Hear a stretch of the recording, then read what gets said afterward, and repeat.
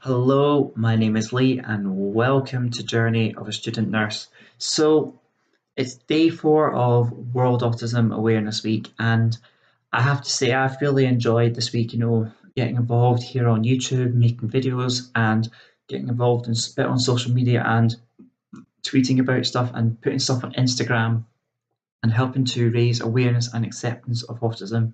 So I've certainly enjoyed it, and I hope that you guys have enjoyed what I've been doing and had a really positive impact. So I just want to say I hope that's been good for you guys. So for today's video, I'm going to talk a wee bit about sensory sensitivity, and I'm going to do this in a two-part, where part one, I'm just going to talk about sensory sensitivity on its own and sensory processing disorder. And, and then in part two, I'm going to talk about some of the sensory toys that I use for helping me just to calm down, just to stim with, if I need to chew on something. I'm going to talk about that in part two, just because I don't want this video to be too long and I want to keep it, quite concise. So I just want to put a wee announcement out and say that I plan on talking more about each of the specific senses in sensory processing disorder in a bit more depth in individual videos, and I'm going to do that later on this year. So please stay tuned to the channel and just keep an eye out for these when they come out. So, sensory sensitivity, what is it and how can it affect somebody? Well, it's got a few different names. So you've got sensory differences, you've got sensory sensitivities, and you've got sensory processing disorder.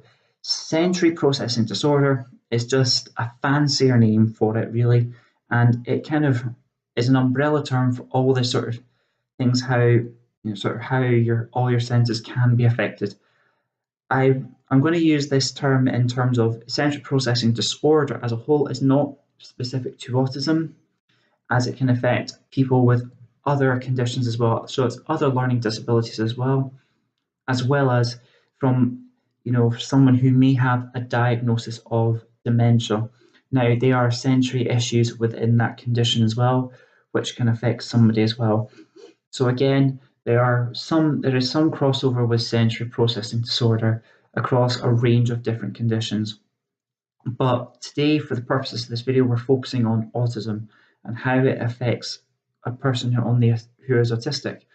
So, as a person who is on the autistic spectrum, I have Asperger syndrome, and I am, I'm well aware that I do have sensory issues myself.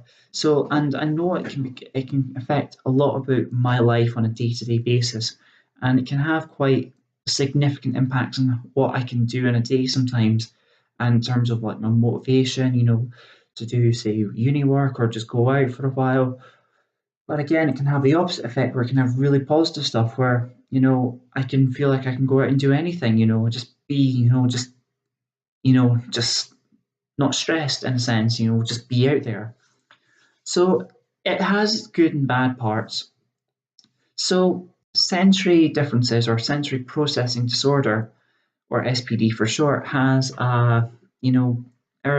affects, as I said, it affects people in different ways, and everything is unique about that. You could have a room full of autistic people, and they could have all the same sensory issues, but at the end of the day, all these sensory issues are going to affect them differently, and that's the unique thing about autism. It's very individual. So, and this is something to be very aware of. Not to say that this person is going to have the same sensory effects as that. No, they may have similar sensory effects, but they're going to be affected differently. So just be aware of that. I think it's always the main thing. So we know about our 5 main senses, so our smell, our taste, our touch, our sound, and our hearing as well. So we've got our 5 main senses. We've got 2 other senses as well, our vestibular and our proprioception. I'm going to leave these out for the purposes of this video, as they're not that specific to what I want to talk about. But again, they are there to be aware of, and I'm going to do videos on them as well in my wee series of specific things for the senses. So there are 2 main reactions to to sensory sensitivity. You can either have an overstimulation, or or you can have an understimulation, or like for example, you're oversensitive or undersensitive. Just so you guys know, if you didn't know this already, there are terms that you can use for like hypersensitivity, which is just another name for oversensitivity, and hyposensitivity, which is another word for for undersensitive. Sorry, getting my words mixed up. And this is just something to be aware of when you're reading different books, whether that is an ebook or paperback, or reading stuff online, or even medical journals and stuff like that. They will use the term differently. So it's always nice to be aware of the different terms. But having an overreaction to something can actually cause a person to be quite stressed, quite anxious, and it can cause a lot of, your body to almost like shut down in a way, and it can cause, just that overreaction. When your senses are just overstimulated, your body's working, it's just quite overwhelming, and it can be quite difficult to block out, say, particular sounds, or block out a particular smell. And if you're in a large crowd of people, for example, you might get quite anxious, get quite claustrophobic, and if you're oversensitive to touch, sometimes it can feel like someone's hurting you when they might only be like brushing, like it's like a brush, like a feather against your skin. It can hurt really badly sometimes. So that are just some examples of an oversensitivity there, where vice versa, you've got an undersensitivity to a particular sense, where the sense is almost dulled in a way, and you can say maybe listen to quite loud music and not be affected by it. You might enjoy large crowds. You might enjoy a particular taste of food, like spicy foods, and need the spiciest thing you can have where other people can't. You know, you might you might struggle with certain visual things where you can see maybe things more peripherally, so like outside your eyes rather than central vision. So things like that's just a very, very brief overview, and I really don't want to jump into too much detail in this. But I think finally, I kind of want to touch on and say, we've got another thing which is called too much information, and this is in terms more for things like communication as well. So if you were telling an autistic person, to do something, they may struggle to deal with certain things, and you're asking them to do too much, and it causes the body to basically just process too much information, and it gets confused by what it's supposed to do, and it can just lead to quite a few things. So for example, a person who struggles to deal with everyday sensory information may experience things like sensory overload, which is what I've mentioned already, where the body is just completely overloaded and the senses are just completely out the window, and it's just can be quite, you know, a lot to deal with. And again, it affects things like information overload.